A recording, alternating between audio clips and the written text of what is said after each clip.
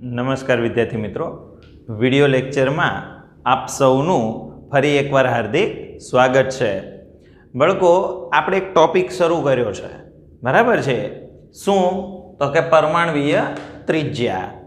બાળકો, તમને મેં લાસ્ટ લેક્ચરની અંદર બે પ્રકારની ત્રિજ્યા સમજાવી, ફરી એકવાર યાદ દેવડાવી દઉં. એક ત્રિજ્યા હતી આપણે સહસંયોજક ત્રિજ્યા. હવે સહસંયોજક ત્રિજ્યામાં શું હોય તો કે ભાઈ સહસંયોજક બંધથી જોડાયેલા બે પરમાણુઓના કેન્દ્ર વચ્ચેના અંતરનું સરેરાશ અડધું, બરાબર છે, એને આપણે પરમાણવીય ત્રિજ્યા કહીએ છીએ. પણ એ સહસંયોજક બંધથી જોડાણા હતા એટલે ત્રિજ્યાનું નામ સહસંયોજક ત્રિજ્યા પડ્યું. બીજું મેં તમને શીખવાડ્યું હતું બાળકો, ધાત્વીય ત્રિજ્યા. ધાત્વીય ત્રિજ્યામાં શું શીખવાડ્યું હતું તો કે ભાઈ ધાતુનો સ્ફટિક હોય એમાં પાસેના બે પરમાણુઓ હોય. ધાતુનો સ્ફટિક હોય બાળકો, એમાં પાસેના એકદમ નજીકના જે બે પરમાણુઓ હોય એ બંનેના કેન્દ્ર વચ્ચે જે અંતર હોય એનું આપણે શું કરવાનું? અડધું કરવાનું. તો તમને કઈ ત્રિજ્યા મળે બાળકો? ધાત્વીય ત્રિજ્યા મળે. તો આપણે બે પ્રકારની સહસંયોજક ત્રિજ્યા અને ધાત્વીય ત્રિજ્યા. પણ ગઈકાલે મેં તમને કહી દીધું હતું કે ભાઈ સહસંયોજક હોય કે ધાત્વીય હોય, આફ્ટર ઓલ આપણે એને કયા નામથી ઓળખીશું તો કે પરમાણવીય ત્રિજ્યા તરીકે ઓળખીશું. રાઈટ? હવે બાળકો, સૌથી બીજો મહત્વનો પોઈન્ટ કે આપણે કોઈ પણ સમૂહ કે કોઈ પણ આવર્તની અંદર આમ આગળ પાછળ જઈએ, દાખલા તરીકે સમૂહમાં ઉપરથી નીચે જઈએ અને આવર્તમાં ડાબેથી જમણે જઈએ, તો પરમાણવીય ત્રિજ્યાની અંદર શું ફરક પડે બાળકો? આજે એના વિશે આપણે ડિસ્કસ કરવાનું છે. તો નોર્મલી રૂલ એવો છે, જો કોઈ અપવાદ અત્યારે આપણે ધ્યાનમાં નથી લેવાના, નોર્મલ રૂલ્સ જ બોલું છું કે કોઈ પણ સમૂહની અંદર તમે ઉપરથી નીચે આવશો, કોઈ પણ સમૂહની અંદર તમે ઉપરથી નીચે તરફ જશો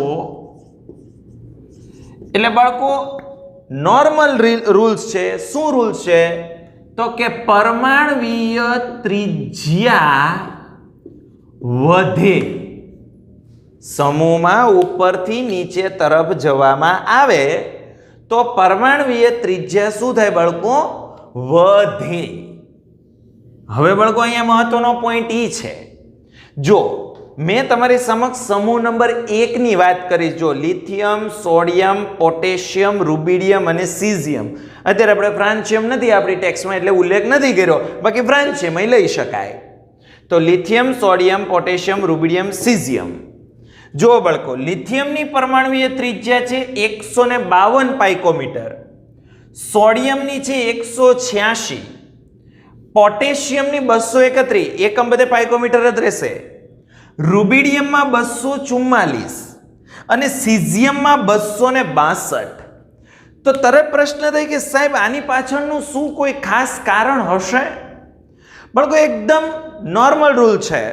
શું? જુઓ બાળકો, લિથિયમ હશે તો તમે માર્ક કરો, લિથિયમની બાહ્યતમ કક્ષાની ઇલેક્ટ્રોન રચના શું હશે તો કે બાળકો 2s1, 1s2, 2s1. લિથિયમ ત્રીજા નંબરનું છે.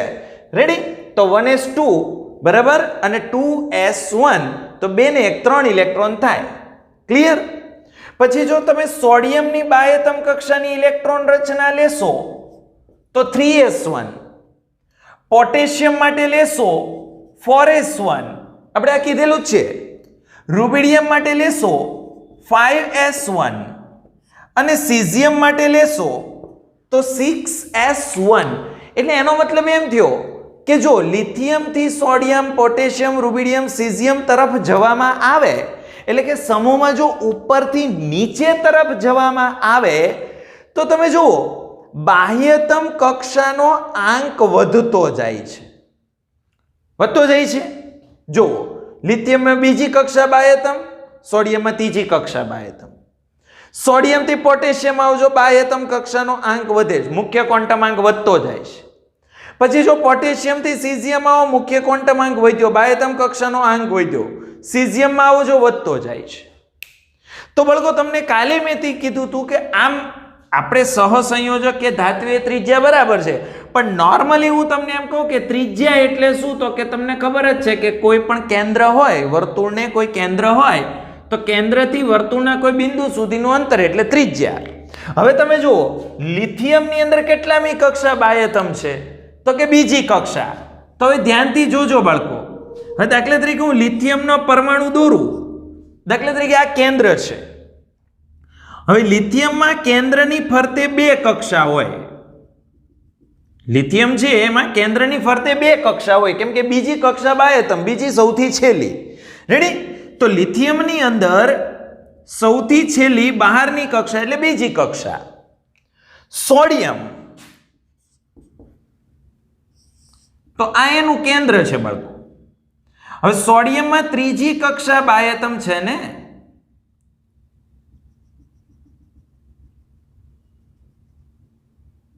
એટલે કે એમાં ત્રીજી સૌથી છેલ્લી બહારની કક્ષા કહેવાય. ઓકે, હવે એમના બુદ્ધિ હાલે એમ છે. જુઓ, હું તમને એમ કહું ત્રિજ્યા એટલે શું, તો કે બસ આ કેન્દ્રથી શરૂ કરીને અહીં સુધીનું અંતર એટલે ત્રિજ્યા. આપણે કેમ વર્તુળમાં અહીંયા જુઓ કેન્દ્રથી વર્તુળના કોઈ બિંદુ સુધીનું અંતર એટલે ત્રિજ્યા. તો પરમાણુ માટે ત્રિજ્યા કોને કહેવાય, તો કે પરમાણુના કેન્દ્રથી બાહ્યતમ કક્ષા સુધીનું જે અંતર હોય, પરમાણુના કેન્દ્રથી શરૂ કરી અને બાહ્યતમ કક્ષા સુધીનું જે અંતર હોય એ ત્રિજ્યા કહેવાય બાળકો. ઓકે, તો લિથિયમમાં આ ત્રિજ્યા દેખાય છે. હવે કેટલી છે? 152 પાઇકોમીટર આપણે કીધું. હવે તમે સોડિયમમાં જુઓ બાળકો, એમ નામ ખબર પડે. જો આમાં ત્રીજી કક્ષા બાહ્યતમ છે, સોડિયમમાં ત્રીજી કક્ષા બાહ્યતમ છે. તો સહેજ અમથી બુદ્ધિ આંકો તો બીજી કક્ષા કેન્દ્રથી દૂર હોય કે ત્રીજી કક્ષા કેન્દ્રથી દૂર હોય? સિમ્પલ લોજિક છે કે સાહેબ ત્રીજી કક્ષા છે એ કેન્દ્રથી દૂર હોય. રેડી? તો સોડિયમ માટે ત્રીજી કક્ષા એ બાહ્યતમ કક્ષા છે. તો એનો મતલબ એમ થયો કે અહીંયા આગળ તો કે કેન્દ્રથી બાહ્યતમ કક્ષાનું અંતર સોડિયમમાં વધારે છે, લિથિયમની અંદર ઓછું છે. તો કેન્દ્રથી બાહ્યતમ કક્ષા સુધીનું જે અંતર એટલે એને કહેવાય ત્રિજ્યા. તો સિમ્પલ લોજિક છે બાળકો કે સોડિયમની ત્રિજ્યા છે એ લિથિયમ કરતા વધારે જ હશે. તો જો એની છે 186. હવે અહીંયા આગળ આમ જેમ જેમ બાહ્યતમ કક્ષાનો આંક વધે, વિચાર કરો પોટેશિયમમાં આવો તો પોટેશિયમમાં ચોથી કક્ષા બાહ્યતમ થશે, પછી રૂબિડિયમમાં પાંચમી કક્ષા બાહ્યતમ થશે. તો ધીમે ધીમે કરતા કેન્દ્રથી બાહ્યતમ કક્ષાનું અંતર વધી રહ્યું છે અને કેન્દ્રથી બાહ્યતમ કક્ષા સુધીનું જે અંતર એટલે આપણી પરમાણ્વીય ત્રિજ્યા, તો એ બાળકો વધી રહી છે. પણ હવે ઘણા લોકોને અહીંયા આગળ એક પ્રશ્ન થતો હોય છે. શું? તો કે સાહેબ અમને એક વસ્તુ ખબર છે કે સાહેબ જેમ જેમ પરમાણુનો ક્રમાંક વધે એમ તમે કહો છો કે સાહેબ ઇલેક્ટ્રોન વધે, બાહ્યતમ કક્ષાનો આંક વધે, પણ સાહેબ તમે એક વસ્તુ તો નથી બોલતા. શું? તો કે સાહેબ કેન્દ્રનો ધનભારે વધે ને, કેમ કે જેમ જેમ પરમાણુનો ક્રમાંક વધતો જાય એમ એમ કેન્દ્રમાં પ્રોટોનની સંખ્યા વધતી જાય. તો વાત સાચી છે કે જો તમે લિથિયમથી સોડિયમ આવો તો લિથિયમ ત્રીજા નંબરનું તત્વ છે, તો એમાં 3 પ્રોટોન હશે. સોડિયમ 11મા નંબરનું તત્વ છે, તો એમાં 11 પ્રોટોન હશે. તો લિથિયમથી સોડિયમ ગયા તો બાહ્યતમ કક્ષાનો આંક ભલે વધ્યો પણ સાથે સાથે કેન્દ્રનો ધનભાર બી વધ્યો ને. અને કેન્દ્રનો ધનભાર શું કામ કરે? તો કે નોર્મલ કામ કરે, બાહ્યતમ કક્ષાના એટલે કે બહારના ઇલેક્ટ્રોનની પોતાની તરફ ખેંચે. તો જો કેન્દ્રનો ધનભાર વધી જાય તો બાહ્યતમ કક્ષા તો કેન્દ્ર તરફ ખેંચાય ને. જો ધનભાર વધી જાય કેન્દ્રનો તો બાહ્યતમ કક્ષા કેન્દ્ર તરફ ખેંચાય ને. તો બાળકો જો બાહ્યતમ કક્ષા કેન્દ્ર તરફ ખેંચાય, બાહ્યતમ કક્ષા જો કેન્દ્ર તરફ ખેંચાતી હોય તો બાળકો ત્રિજ્યા ઘટવી જોઈએ. પણ હું એમ કહું છું વધે છે. તો શું કામ એ સમજો. હવે તમે જુઓ કે અહીંયા કેન્દ્ર અને બાહ્યતમ કક્ષાની વચ્ચે કેટલી કક્ષા છે? એક. અહીંયા કેન્દ્ર અને બાહ્યતમ કક્ષાની વચ્ચે કેટલી કક્ષા છે? બે. તો બાળકો અહીંયા કેન્દ્રને ઢાંકવાનું કામ એક કરે. એટલે કે જો કેન્દ્ર અને બાહ્યતમ કક્ષાની વચ્ચે એક કક્ષા છે, એ કેન્દ્રને ઢાંકી રહી છે ને. જ્યારે આમાં કેન્દ્ર અને બાહ્યતમ કક્ષાની વચ્ચે બે પડદા થઈ ગયા, બે આવરણ થઈ ગયા. તો મન કયો લિથિયમનું કેન્દ્ર વધારે ઢંકાયેલું હોય કે સોડિયમનું? સિમ્પલ લોજિક છે. સોડિયમના કેન્દ્રની ફરતે બે પડદા છે. જો પડદા કોને ગણવાના? બાહ્યતમ કક્ષાને નહીં ગણવાની. એમાં કેન્દ્ર અને બાહ્યતમ કક્ષાની વચ્ચે જે કક્ષા હોય એના પડદા ગણવાના. તો લિથિયમમાં એક જ પડદો છે, સોડિયમમાં બે પડદા છે. તો મતલબ સોડિયમની ફરતે બે પડ છે, કેન્દ્રની ફરતે બે આવરણ છે. જ્યારે લિથિયમમાં કેન્દ્રની ફરતે એક જ આવરણ છે. તો બાળકો હું તમને એમ કહું કે તો કેન્દ્રની ફરતે જો આ પડદો હોય એ મતલબ એ કેન્દ્રને ઢાંકે. હવે એ કેન્દ્રને ઢાંકે તો સિમ્પલ લોજિક છે કે કેન્દ્રની અસર બાહ્યતમ કક્ષા ઉપર બહુ ન થઈ શકે, કેમ કે કેન્દ્ર ઢકાતું જાય છે. હવે કેન્દ્ર ઢકાય એટલે એની બાહ્યતમ, નો ડાઉટ કે ધનભાર વધ્યો, નો ડાઉટ અહીંયા ધનભાર વધ્યો એટલે કેન્દ્રનું બાહ્યતમ કક્ષા ઉપર આકર્ષણ વધતું હોય. પણ આપણે શું કામ કર્યું? તો કે અહીંયા કેન્દ્ર ઢકાઈ ગયું ને. ભલે ને ધનભાર વધ્યો, હારવાર પડદોય વધ્યો. જો કેન્દ્રનો ધનભાર વધ્યો તો સાથે સાથે આ પડદો બી વધ્યો ને. હે?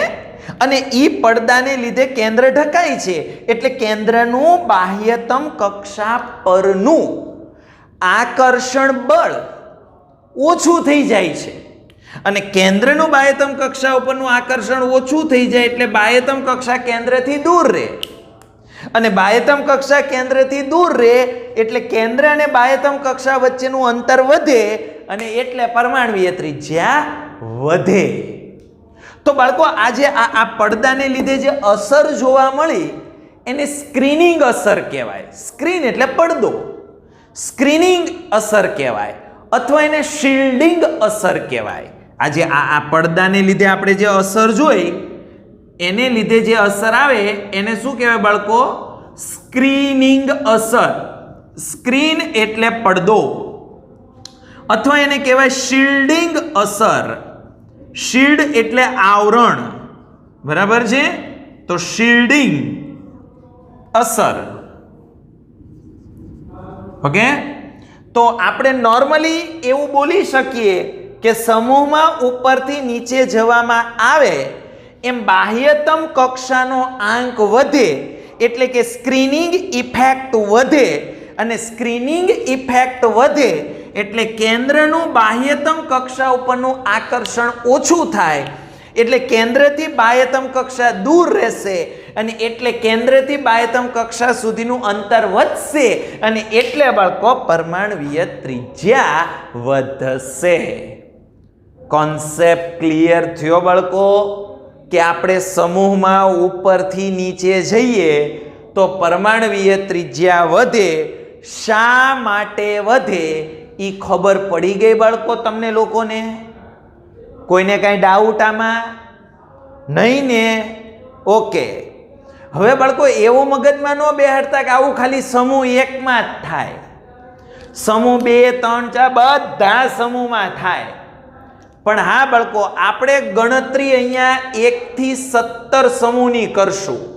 ભલે તમારી પાસે 18મો સમૂહ છે, હું જાણું છું, તમારી પાસે 18મો સમૂહ છે હું જાણું છું, પણ આપણે આ બધી કેલ્ક્યુલેશન, આ બધી જે વર્તણૂક છે એ 1 થી 17 સમૂહમાં ધ્યાનમાં લેશું, 18માં ધ્યાનમાં નહીં લઈએ.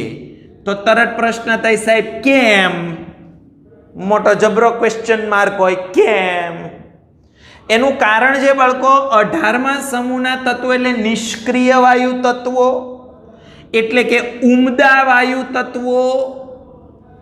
અને ઉમદા વાયુ તત્વો છે એ હંમેશા એકલ હોય, મતલબ સ્વતંત્ર હોય, મતલબ એમાં સહસંયોજક બંધ, બરાબર, ધાત્વીય બંધ, આવું બધું કાંઈ ન હોય. એટલે એમાં સહસંયોજક ત્રિજ્યા, ધાત્વીય ત્રિજ્યા હું ધ્યાનમાં ન લઈ શકું, કેમ કે આ નિષ્ક્રિય વાયુઓ છે.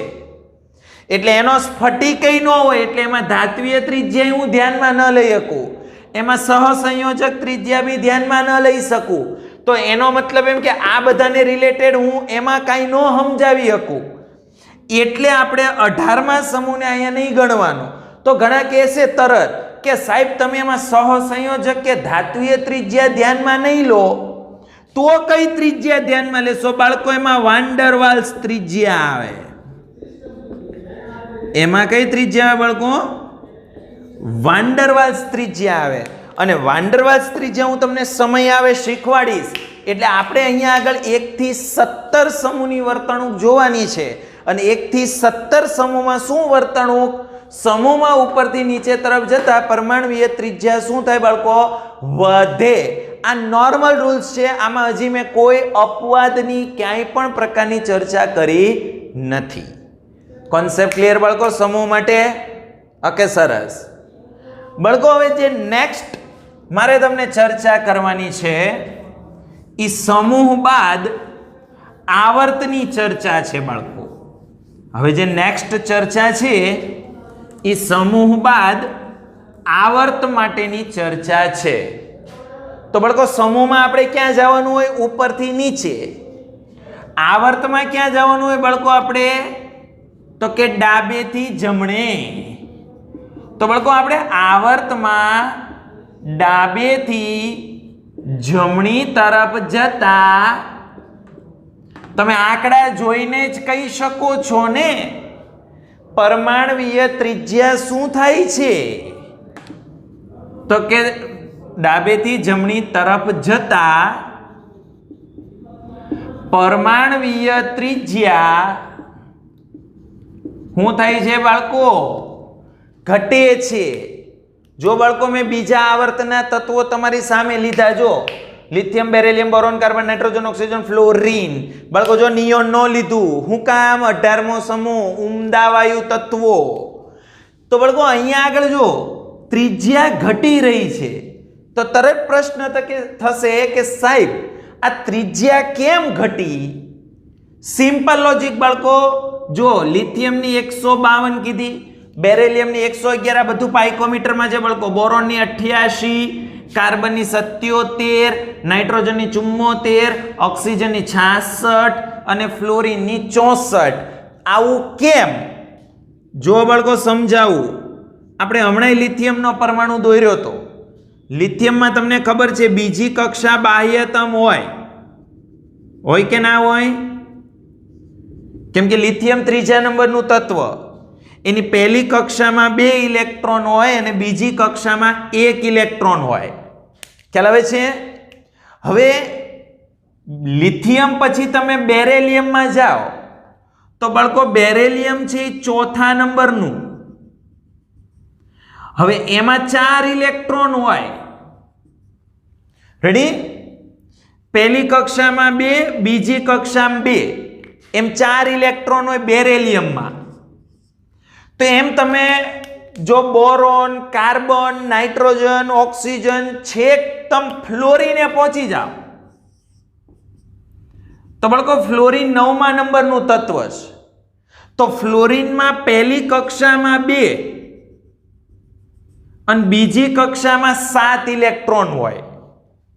તો તમે એક વસ્તુ માર્ક કરી બાળકો કે જો તમે લિથિયમથી બેરિલિયમ જાઓ, પછી કાર્બન, નાઇટ્રોજન, ઓક્સિજન, ફ્લોરિન તરફ જાઓ, બધામાં બાહ્યતમ કક્ષા બીજી જ છે. જો લિથિયમમાં બાહ્યતમ કક્ષા બીજી, બેરિલિયમમાં બીજી, કાર્બનમાં બીજી, બોરોનમાં બીજી, કાર્બનમાં બીજી, નાઇટ્રોજનમાં બીજી, ઓક્સિજન, ફ્લોરિન, દરેક તત્વની અંદર બાહ્યતમ કક્ષા તો બીજી જ છે. મતલબ અહીંયા જો હું એમ કહેતો તો બાહ્યતમ કક્ષાનો આંક વધે, પણ આમાં તો બાળકો બાહ્યતમ કક્ષા તો હોય નહીં જ રે. ખાલી બાહ્યતમ કક્ષામાં ઇલેક્ટ્રોન વધે. જો આમાં 1, આમાં 2, પછી 3, 4, 5, 6 ને એમ કરતા કરતા જો બાહ્યતમ કક્ષામાં 7 ઇલેક્ટ્રોન આવી જાય. એટલે બાહ્યતમ કક્ષા તો એની જ રે. તો પછી અહીંયા ત્રિજ્યા ઘટી હું લેવા? એનું રીઝન કહું બાળકો. લિથિયમ ત્રીજા નંબરનું એટલે એના કેન્દ્રમાં 3 પ્રોટોન. પછી બેરિલિયમ ચોથા નંબરનું તો એમાં 4 પ્રોટોન. એમ કરતા કરતા તમે ફ્લોરિને પહોંચો, 9મા નંબરનું તત્વ છે, 9 પ્રોટોન. તો બાળકો તમે જો લિથિયમ થી બેરિલિયમ, બોરોન, કાર્બન, નાઇટ્રોજન બાહ્યતમ કક્ષાનો આંક ઈનો ઈ રહે છે, પણ દરેક જગ્યાએ અસરકારક કેન્દ્રીય ધનભાર વધતો જાય. જો એટલે કે પ્રોટોન વધતા જાય છે. અસરકારક કેન્દ્રીય ધનભાર એટલે કે પ્રોટોનની સંખ્યા વધતી જાય, એટલે કે કેન્દ્રનો ધનભાર વધતો જાય છે. અને બાળકો કેન્દ્રનો ધનભાર વધે તો મેં હમણાં જ સમજાવ્યું કે તરત કેન્દ્ર શું કરશે? તો કે બાહ્યતમ કક્ષાને આકર્ષે.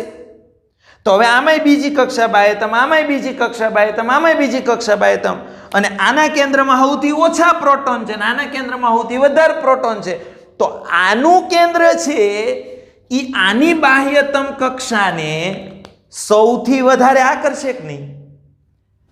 આ લિથિયમનું કેન્દ્ર છે એ બાહ્યતમ કક્ષાને આકર્ષે, ફ્લોરિનનું કેન્દ્ર છે એ બાહ્યતમ કક્ષાને આકર્ષે, પણ સૌથી વધારે આકર્ષણ ક્યાં હોય? તો કે ફ્લોરિનમાં હોય, કેમ કે એના કેન્દ્રની અંદર 9 પ્રોટોન છે, એટલે એના અસરકારક કેન્દ્રનો ધનભાર વધારે હોય, એટલે એનું બાહ્યતમ કક્ષા પર આકર્ષણ વધારે હોય, એટલે બાહ્યતમ કક્ષા કેન્દ્રની નજીક આવશે. અને બાળકો બાહ્યતમ કક્ષા કેન્દ્રથી નજીક આવશે એટલે કેન્દ્ર અને બાહ્યતમ કક્ષા વચ્ચેનું અંતર ઓછું થઈ જશે. તો કેન્દ્ર અને બાહ્યતમ કક્ષા વચ્ચેનું અંતર ઓછું થાય તો એ અંતરને આપણે શું કહીએ છીએ? પરમાણ્વીય ત્રિજ્યા. તો એ લિથિયમથી શરૂ કરીને તમે ફ્લોરિન તરફ જાઓ તો જેમ જેમ જશો એમ અસરકારક કેન્દ્રનો ધનભાર વધતો જશે, એટલે કેન્દ્રનું બાહ્યતમ કક્ષા ઉપર આકર્ષણ વધતું જશે, અને એટલે કેન્દ્ર છે એ બાહ્યતમ કક્ષાને પોતાની તરફ આકર્ષે, એટલે બાહ્યતમ કક્ષા છે એ કેન્દ્ર તરફ ખસે, એટલે કે સંકોચાશે, એટલે એમની વચ્ચેનું ડિસ્ટન્સ ઘટી જશે, અને એ ડિસ્ટન્સ એટલે જ આપણી પરમાણ્વીય ત્રિજ્યા. તો એ પરમાણ્વીય ત્રિજ્યા શું થશે બાળકો? ઘટી જશે. એટલે કે હંમેશા યાદ રાખો, જો આમાં કોઈ અત્યારે અપવાદ નથી આપણે બોલવાના, સમૂહમાં ઉપરથી નીચે જશો દરેક સમૂહમાં તો પરમાણ્વીય ત્રિજ્યા વધશે, જ્યારે આવર્તમાં ડાબેથી તમે જમણે તરફ જશો એમ હંમેશા પરમાણ્વીય ત્રિજ્યા શું થવાનું વલણ દર્શાવે? ઘટવાનું વલણ દર્શાવે છે. બસ આને જ આવર્તી વલણ કહેવાય. કાલે આપણે હેડિંગ બાંધ્યું તો યાદ કરો. તત્વોના ગુણધર્મોમાં આવર્તી વલણ, આવર્તી વલણ કહેવાય કે ઉપરથી નીચે ગયા તો ત્રિજ્યા વધી, ડાબેથી જમણે ગયા તો ઘટી, અને શું કામ વધી, શું કામ ઘટી, આ ડિસ્કસ કર્યું, સમજાણું બાળકો? અને આમાં 18મો સમૂહ આપણે નથી ધ્યાનમાં લેતા, એનું ડિસ્કશન મેં વચ્ચે કર્યું છે. ક્લિયર? જો કોઈને આમાં કંઈ ડાઉટ હોય તો પૂછી લેજો. આશા રાખું કે તમને આજનો વિડીયો લેક્ચર પસંદ આવ્યો હશે. આ સાથે આપણો પરમાણ્વીય ત્રિજ્યાનો ટોપિક અહીંયા આગળ પૂર્ણ થાય છે. હવે આને રિલેટેડ આપણે આયનીય ત્રિજ્યા શરૂ કરશું, પણ એ આપણે નેક્સ્ટ ટાઈમ કરીશું. Okay, thank you.